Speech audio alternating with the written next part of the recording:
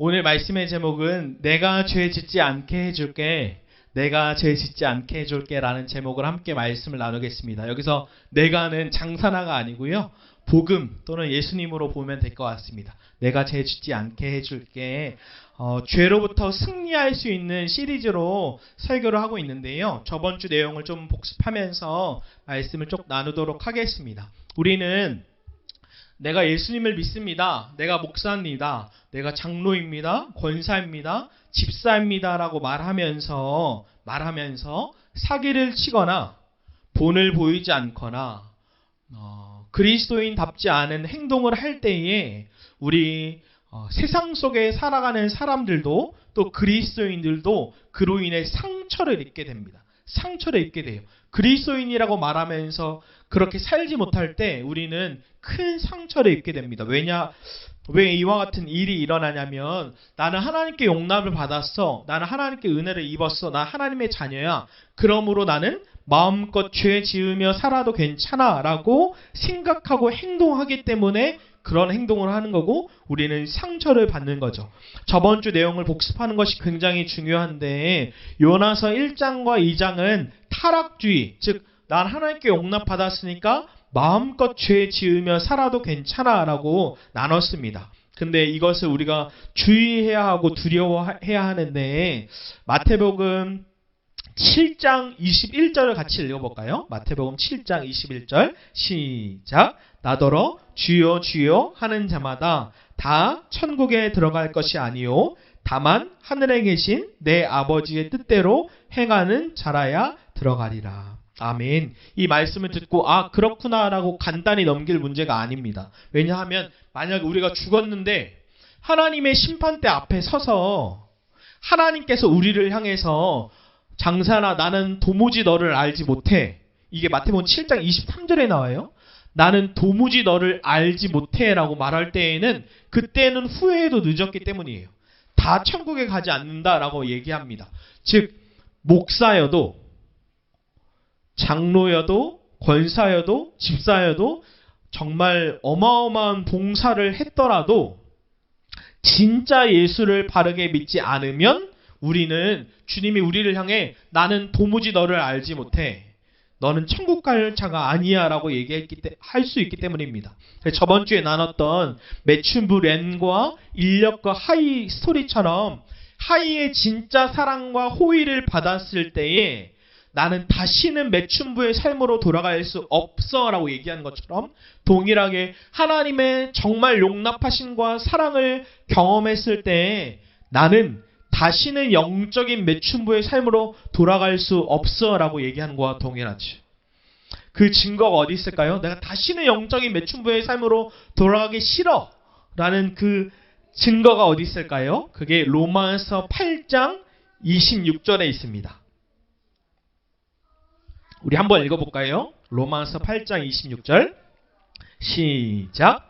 이와 같이 성령도 우리의 연약함을 도우시나니 우리는 마땅히 기도할 바를 알지 못하나 오직 성령이 말할 수 없는 탄식으로 우리를 위하여 친히 간구하시느니라. 성령은, 로마서에는 성령이 탄식하신다라고 나오고, 에베소에는 성령이 근심하신다라고 나옵니다. 이 말은 무엇이냐면, 가장 누추한 내 마음속에 성령이 들어오셨기 때문에, 성령께서는 거룩하시기 때문에 죄를 지을 때에 제 안에 계신 성령께서 탄식하시는 거예요. 이해가 되십니까? 제 안에 오신 성령님은 거룩하기 때문에 제가 거룩하지 않은 죄를 지을 때에 제 안에 거룩한 성령은 탄식하시고 근심하십니다. 그래서 제가 청년 때 주님, 제가 다시는 영적인 매춘부의 삶으로 돌아가기 싫습니다 라고 했는데, 영적인 매춘부의 삶을 살게 될 때 제 안에는 굉장한 고통과 괴로움과 탄식과 근심이 있는 거예요. 왜냐하면 예수님이 제 안에 없을 때는 예수 믿기 전이죠. 그때는 죄 지으며 살아도 그게 죄인지도 모르고 전혀 찔리지도 않고 괴롭지도 않습니다. 그러나 거룩한 성령이 제 안에 들어오셨기 때문에 제가 죄를 지을 때 제 안에 성령께서 탄식하시고 근심하시니까 이것이 느껴지고 고통스러운 거예요. 말할 수 없는 괴로움. 내가 영적인 매춘부의 삶을 살기 싫은데 여전히 살고 있구나라는 탄식과 고통이 있는 것이죠. 그래서 참 성도의 표징 중 하나는 무엇이냐면 거룩한 탄식이 느껴진다는 거예요. 내가 너무 고통스럽다, 괴롭다. 그리고 요나서 3장과 4장에서는 율법주의자를 나눴습니다. 나는 순종한다. 그러므로 나는 용납받았다. 이게 복음과 순서가 바뀐 거죠. 뒤바뀐 거죠. 그래서 그 특징은 자기 자신의 의, 이것으로 영적으로 우월감을 갖고 영적으로 우쭐대고 남을 업신여기고 뿐만 아니라 가장 큰 특징 중 하나는 끊임없이 남을 판단하고 정죄하는 거죠. 이유는 간단해요. 자기 자신이 얼마나 철저하게 죄인인지를 보지 못했기 때문이에요. 내가 얼마나 말할 수 없는 완전의 바닥, 괴물 중에 죄인, 그것을 인지하고 깨달을 때 철저하게 깨달으면 남을 향해 정죄하고 판단할 수가 없고 오히려 긍휼한 마음이 드는 거죠. 팀켈러 목사님이 최근에 페이스북에 이번 주에 이런 글을 올렸어요. 제가 읽어드릴게요. 자기 자신이 바리새인이 되기 가장 쉬운 길은 또 다른 바리새인을 미워하는 것이다. 저는 이 글을 읽고 꼭 제 이야기를 하는 것 같았어요. 제가 예전에는 타락주의자, 즉 교회는 다니지만 막 죄 지으며 사는 사람들을 품어주기가 굉장히 힘들었습니다. 그런데 오히려 이제 그런 타락주의자, 교회는 다니지만 죄를 짓고 다니는 사람을 더 품어주고 긍휼하게 여기기 시작했어요. 왜냐하면 제가 타락주의자니까. 제가 그러한 죄의 사람이니까. 그런데 제게 찾아온 또 다른 고통은 무엇이냐면 율법주의자, 우쭐대고 우월하고 업신여기고 자기의 의를 자랑하는, 과시하면서 남을 마음속으로 끊임없이 난도질하면서 판단 정죄하는 율법주의자, 종교적으로는 열심히 있는 사람, 그 사람들을 율법주의자들이 너무 꼴보기가 싫은 거예요. 미운 거예요. 품어주기 싫은 겁니다. 그러나 팀켈러 말처럼 이것이 제가 또 다른 율법주의자가 되는 길이라는 것을 알았죠. 그래서 하나님, 제가 그들도 품을 수 있는 마음을 이제 지경을 넓혀주시고 마음을 주십시오라고 기도하고 있는데, 중요한 것은 무엇이냐면 그 빛 대신 예수님 앞에 자기 자신이 얼마나 타락주의자고 율법주의자인지를 깨닫는 것이 중요합니다. 이것이 중요해요. 가장 무서운 사람이 누구냐면 자기 자신의 죄를 보지도 못하고 인정하지도 않는 영적인 맹인이 돼버린 사람, 이 사람이 가장 무서운 겁니다. 자기 자신이 얼마나 죄인인지 주님 앞에 깨달으면 그건 되는 거예요. 그 시작이에요. 제 아내가 저번 주에 와서 나는 타락주의자인 것 같아. 제 마음속으로 그건 되게 감사한 거다. 제가 제 입으로 내가 또 다른 율법주의자가 되는 것 같아. 그러면서도 그건 감사한 거죠. 죄를 내가 죄인인 걸 아니까. 그러나 바리새인들은 끝까지 자기 자신이 얼마나 죄인인지를 보지 못해요. 영적인 맹인이어서 눈이 멀어버린 상태여서 자신의 죄를 인정하지도 않는 거예요. 난 의로워. 내가 이만한 의를 행하고 있어. 그래서 바리새인들은 자기의 의를 행하지 못하는 건 회개해요. 내가 이렇게 거룩하게 못 살았습니다. 그러나 그 뿌리, 자기가 율법주의자라는 것, 자기가 타락주의자라는 것, 그 뿌리는 회개하지 않습니다. 가장 근본적인 건 회개하지 않죠. 그러다 결국 이 견고한 진이 깨달아지지 않아서, 여러분, 사도 바울이 설교해도 바리새인이 깨지지 않아요. 아니, 심지어 예수님이 와서 설교하셔도 깨지지 않아요. 그 바리새인의 견고한 진이 깨지지 않아서 결국 그 끝에는 자기 의로 구원받으려고 하지만 그 끝은 영원한 심판이 기다리고 있는 거죠. 영화의 눈먼 자들의 도시를 본 사람이 계신가요? 그 끝은 비참하고 처참한 거예요. 지옥과 같이. 눈이 멀어버린 상태. 그러면서 예수님께서는 이 율법주의자와 타락주의자의 완전히 새로운 살 길을 제시하는데, 그것은 예수님께서 친히 나와 같이 타락주의자와 율법주의자인 죄인 나에게 찾아오신 거예요. 그것도 가장 누추하고 더러운 제 마음속에 찾아오셔서 영원토록 계속해서 내주하시고 거하시고 함께 사시는 거죠. 그런데 이제 오늘부터 복습이 끝나고 설교를 하는 건데 지금부터 설교를 하고 있는 거죠. 제가 20대 초반에 제게 찾아오신 예수님을 경험하고 만났지만 여전히 제 안에 고민, 질문, 고통스러운 것이 있었는데 그것은 무엇이냐면 여전히 습관적인 죄에 반복적으로 넘어지는 거였어요. 마치 렌이 하이의 사랑을 받아서 다시는 영적인 매춘부의 삶으로 돌아가기 싫습니다 라고 고백은 하지만 계속 제 모습은 타락주의자에 머물러 있는 것이었어요. 그러니까 성령께서, 제 안에 계신 성령께서 죄에 넘어질 때마다 탄식하고 근심하고 전 너무 고통스러운 것이죠. 청년 때 제가 열심히 예배를 참석하고 열심히 말씀을 듣는데 들어도 죄로부터 승리할 수 있는 굉장히 중요한 열쇠 이런 것을 제가 듣지 못한 것 같아요. 계속 열심히 들었지만 저한테는 피상적이었고 뜬구름 같았고 그랬습니다. 제가 아직 귀가 열리지 않아서 그럴 수 있죠. 그러면서 제가 말씀은 듣지만 제 삶을 죄로부터 이길 수 있는 구체적인 열쇠를 찾을 수 없어서 그때부터 마치 저는 존 버년의 철로 역정같이 진리를 찾아 떠나는 여행처럼 어떻게 습관적인 죄로부터 승리할 수 있을까? 이 질문을 가지고 믿음의 여행을 하기 시작했어요.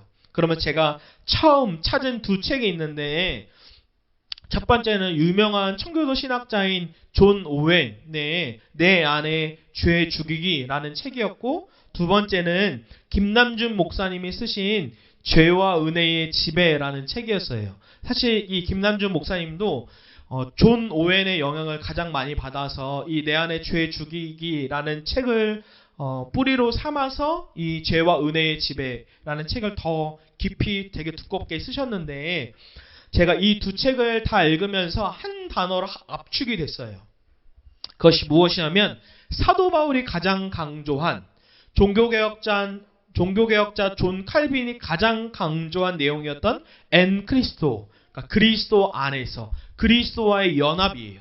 예수 그리스도와 친밀한 연합, 끈끈한 동행으로 삶을 살아갈 때 죄로부터 승리할 수 있어 라고 얘기하는 거예요. 그러니까 제가 머리로 이것이 이해가 됐어요. 아, 그리스도와의 연합의 삶을 살면 죄로부터 승리할 수 있구나 라고 제가 머리로 이해했는데 그러나 제 삶은 여전히 죄에 넘어졌어요.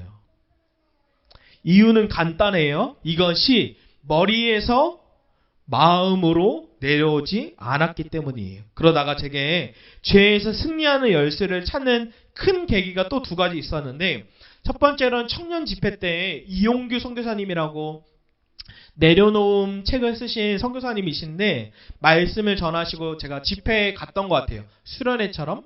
그때 말씀을 듣는데 그냥 깨달았어요. 죄에서 승리하는 건 어떤 프로그램이 아니구나. 죄에서 승리하는 건 어떤 훈련이 아니구나. 죄에서 승리하는 건 어떤 봉사도 아니구나. 죄에서 승리할 수 있는 건 주님이 마치 저에게 이렇게 얘기하시는 것 같았어요. 나 예수 그리스도야. 그때 제가 그렇지 라고 찾았고 또 하나는 제가 많이 설교 때 얘기했던 것 같아요. 큰 계기가 있던 책인데 예수님과 함께하는 저녁 식사 2, 그것도 2였어요. 이 책에서 주인공 닉이 종교 생활을 열심히 했죠. 여전히 열심히 했지만 죄의 지배를 받아서 무기력한 삶을 살기도 하고 영적으로 무감각한 삶, 생명력이 없는 삶을 살다가 그러다 어느 날 닉한테 편지가 와요. 그 편지에 저녁 식사 자리에 초대합니다 하고 J라고 쓰여 있었어요. J. 그래서 이 사람이 누구지? 내 친구가 장난치나? 하고 닉이 저녁 식사 자리에 진짜로 갔어요. 그랬더니 정장을 입은 말끔한 사람이 앉아있는데 자기 자신을 나는 예수입니다 라고 소개하는 거예요. 그러니까 어이가 없었죠. 근데 닉이 식사를 하면서 많은 이야기해요. 당신이 예수님이라면 하면서 많은 질문들을 하는데 예수님을 향해 하나님이 계시다면 왜 전쟁은 일어나는 거죠? 왜 약자들은 죽는 거죠? 왜 지옥은 만드신 거죠? 왜 선악과는 만드셔서 우리가 이렇게 고통스러운 거죠? 이런 질문들을 막 해요. 그러다가 헤어지고 나서 닉이 이 예수님 생각으로 너무 가득 찬 거예요. 진짜 예수님이 맞았나? 그러면 차를 운전하고 가는데 생각이 너무 깊이 가서 기름 넣는 걸 깜빡하고 차가 멈춰버렸어요. 차가 멈춰버려서 이렇게 멍 때리고 있을 때 어떤 사람이 기름통을 가지고 터벅터벅 와요. 예수님이에요. 예수님이 그 차에 기름을 넣어주고 조수석에 딱 타요. 그때 닉이 예수님 내가 당신을 얼마나 기다렸는데 이제 오십니까? 하면서 많은 대화들을 나눠요. 그러면서 예수님하고 더 깊은 대화를 나누기 위해서 팬케이크 카페에 딱 가요. 그래서 예수님과 닉이 앉아서 팬케이크를 주문하고 커피를 주문하고 그때 제가 얘기했던 트럭 운전사가 우연치 않게 합석하게 돼요. 그때 예수님은 그 트럭 운전사에게 자신이 예수님이라는 걸 밝히지 않고 그냥 제이라는 이름입니다라고만 밝혀요. 그리고 대화를 하는데 이 트럭 운전사가 자신은 집사이고 프로그램을 많이 했고 제자훈련도 했고 많은 봉사들을 했고 모든 교회 행사에 다 참석했지만 저는 여전히 포르노 음란 사이트에 중독되어 있습니다. 그리고 이 포르노에는 승리할 수가 없습니다. 자기가 다 해봤는데 그거는 죄를 지을 수밖에 없는 거예요 라고 하면서 헤어져요. 그때 닉과 예수님도 대화를 마치고 차에 타죠. 차에 타서 닉이 예수님께 물어보죠. 예수님 정말로 죄에서 이길 수 있는 방법이 없나요? 근데 예수님은 하나가 있긴 하죠. 그러니까 닉이 그게 뭐예요? 왜냐하면 닉의 삶도 똑같았기 때문에 정말 저에게 알려주세요 라고 했을 때 오늘 본문에 말씀하시는 겁니다. 내가 길이에요. 내가 진리예요. 내가 생명이에요. 우리 요한복음 14장 6절 말씀을 한번 읽어볼까요? 시작. 예수께서 이르시되 내가 곧 길이요 진리요 생명이니 나로 말미암지 않고는 아버지께로 올 자가 없느니라. 아멘. 제가 이스라엘 성지순례에 갔을 때 정말 광야와 같은 곳이 있는데 거기에 길이 없으니까 길을 잃어버리면 죽는 거예요. 낮에는 더위로 밤에는 짐승으로부터 생명을 잃는 겁니다. 이 길은 구원과도 같은 건데 예수님은 자신을 길이라고 설명하면서 수많은 길 중에 하나가 아니다. 웨이가 아니라 여기서 정관사 호라는 단어를 쓰는데 영어로 the way, the true, the life라고 얘기하시면서 나는 수많은 길 중에 하나가 아니라 오직 한 길이고 나는 수많은 진리 중에 하나가 아니라 오직 하나의 진리이고 나는 수많은 생명 중에 하나가 아니라 오직 한 생명인데 예수 나로 말미암지 않고는 하나님 아버지께로 갈 수도 없고 예수 나로 말미암지 않고는 죄로부터 이길 수도 없어 라고 얘기하시는 거예요. 그때 제가 정답을 찾는 심정이었어요. 예수님만이 나를 하나님께로 인도할 수 있고 예수님만이 우리를 습관적인 죄로부터 승리할 수 있고 구출하시는구나 라고 정답을 찾는 심정이었습니다. 그럼 제가 퀴즈를 하나 내겠습니다. 저는 그 뒤에 죄에 넘어졌을까요? 안 넘어졌을까요? 어디 의정부 비전교회 가서 설교했더니 넘어졌어요! 막 이렇게 저한테 비참하게 넘어졌습니다. 저는 굉장히 당황스러웠죠. 정답을 찾았고 승리할 수 있을 거라고 제가 확신했는데 여전히 처참하게 사탄에게 유혹당하고 넘어져서 죄로부터 좌절하게 됐어요.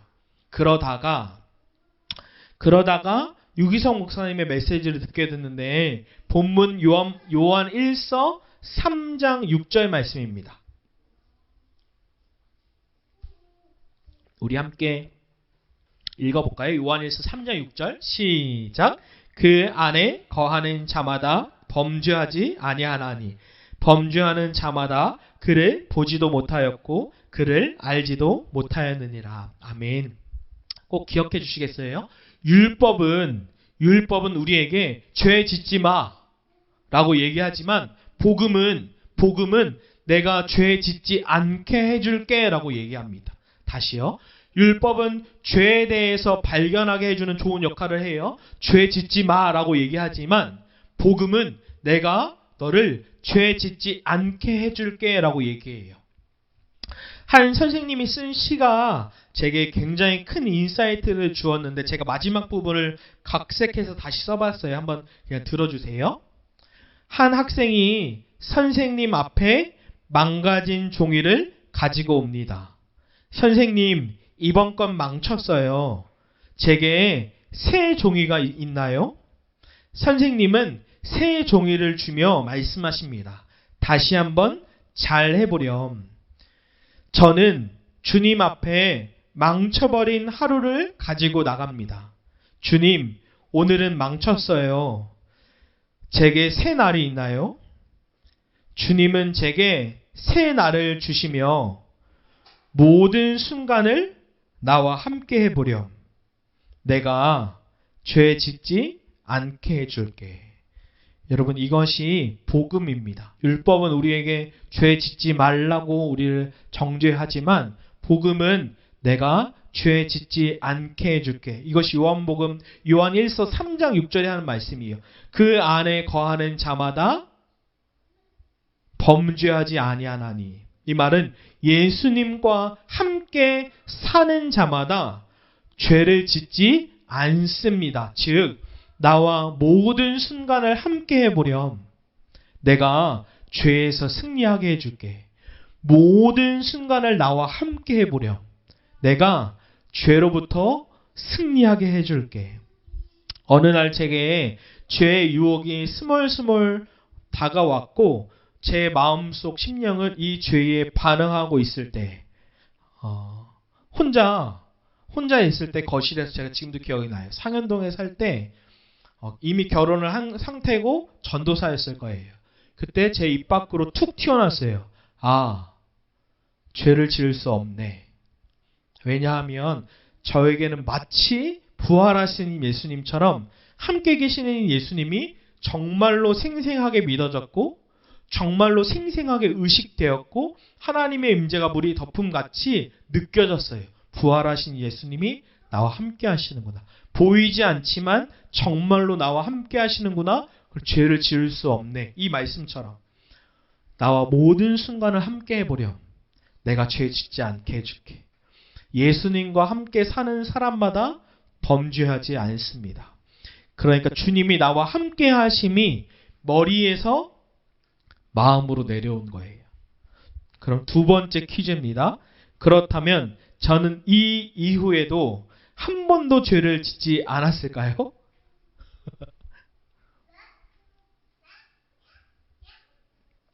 제가 이번 주에 너무나 부끄러운 일이 있었는데 타이어 마모가 다 닳아서 타이어를 갈기 위해서 의정부의 지역에 싼 지역이 있어서 그곳에 가서 타이어를 다 갈고 이제 나가는 길이었어요. 그때 차가 없어서 작은 도로에서 중앙선이 있는데 차가 없어서 제가 중앙선을 침건해서 반대쪽으로 이렇게 갔어요.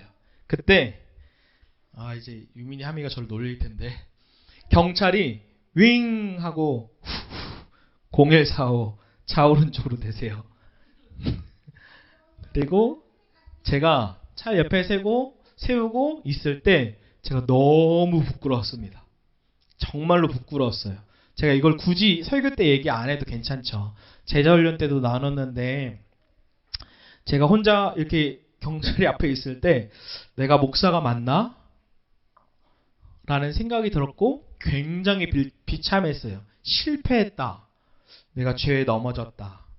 그때 마치 제 사랑하는 아들이 잘못을 저지를 때 저는 매를 들거든요. 매를 들고 나중에 설명해주고 그와 같았어요. 맨날 매 맞는 거 같네요. 맨날 매 맞는 것만 이야기하네요. 근데 사랑하는 아들이 정말로 바르게 크기를 원하는 아버지의 마음이겠죠. 사랑의 마음. 그때 제가 그날 주님께 나아가서 주님, 저 오늘 하루 망쳤어요. 주님, 저 너무 부끄러운데 제게 새 날이 있나요? 이렇게 기도했고 주님은 저한테 새 날을 주시면서 사나야, 나와 함께 모든 순간을 함께 해보렴. 내가 죄 짓지 않게 해줄게. 이렇게 마음을 주셨어요. 제가 변화된 것이 분명하게 있는데 그것은 무엇이냐면 사탄이 그때 저에게 와서 정죄해요. 장사나 네가 목사야? 네가 성도야? 네가 그리스도인이 맞아?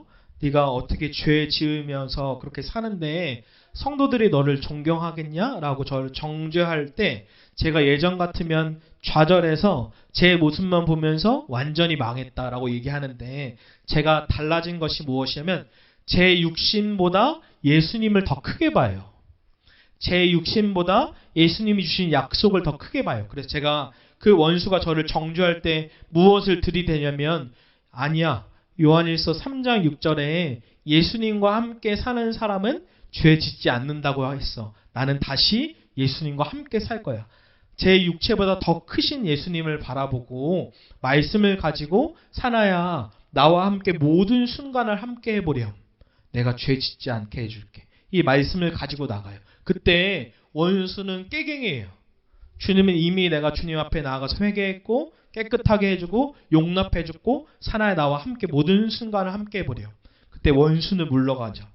그러니까 죄는 지을 수밖에 없는 거야 라고 말하는 사람은 서론에 말한 것처럼 결국 사람들에게 상처 주는 사람이 될 것이고 다 똑같아요. 죄는 지을 수밖에 없는 거야 말하는 사람은 예수님보다 자신의 육체를 더 크게 보는 거예요. 죄는 지을 수밖에 없는 거야 라고 말하는 다 똑같아요. 자신의 예수님의 약속보다 사나야 죄 짓지 않게 해줄게. 이 약속보다 자신의 육체를 더 크게 보는 겁니다. 그러나 제가 원수 앞에 영적 전쟁이 금토주일이면 아내랑 같이 얘기해요. 영적 전쟁이 많아요. 제가 요동치기도 많이 하고 하는데 그때 제가 두려워 덜덜 떠는 게 아니라 제가 이렇게 나지막하게 얘기해요. 제가 떨고 있으면서도 원수야 네가 무서워서 덜덜덜 떠는구나. 주님이 주실 은혜에. 그러면서 나는 지지만 원수야 나는 지지만 예수님은 이긴다. 원수야 나는 모든 순간 예수님과 함께하면 다시 죄에 넘어지지 않는다. 라고 붙잡습니다. 그래서 말씀에 적용을 했으면 좋겠는데요. 각자가 어떻게 예수님과 친밀하게 동행할 수 있을까? 요것을 한 주 동안 같이 고민하고 실험해 봤으면 좋겠어요. 저도 이걸 한 주 동안 실험할 거거든요. 저 혼자 하는 게 아니라 성도님들이 같이 어떻게 하면 예수님과 친밀하게 동행할 수 있을까? 이것을 같이 한 주 동안 고민하고 실험해 봤으면 좋겠습니다.